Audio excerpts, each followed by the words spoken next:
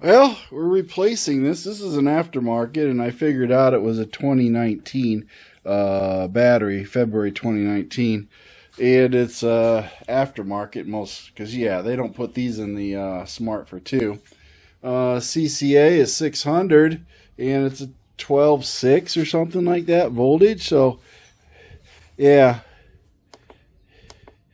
I'm not sure what's going on. It's a 12.6 for voltage, and it has the green dot in there. So this battery is good. So I'm not sure what's going on. Doing a pulse repair on it using this pulse repair charger on this battery. See if we can't get it to bring the voltage up to about 13. Right now it's 12.6. So we'll let this run, go through its paces, and see if we can rescue this battery. It should be able to rescue it. This is an SLI battery slush box, so we'll see what it does. Well, I've had this on this repair mode on this intelligent pulse repair charger, and then I also hooked the C-Tech up to it and did some repairing. So I ran both of them, 24 hours for this one, 24 hours for this one, 2 cycles each. And this is what I got out of this battery.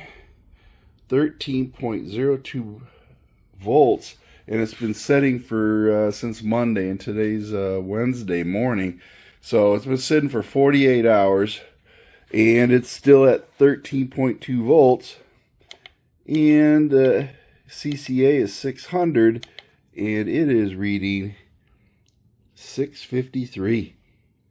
That's right, 653 CCA.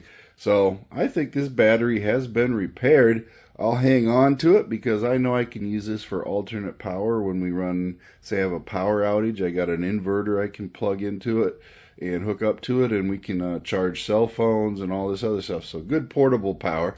Just got to keep a trickle charger on it, then it'll be ready to go in any case. So yeah, I think we got us a good battery yet.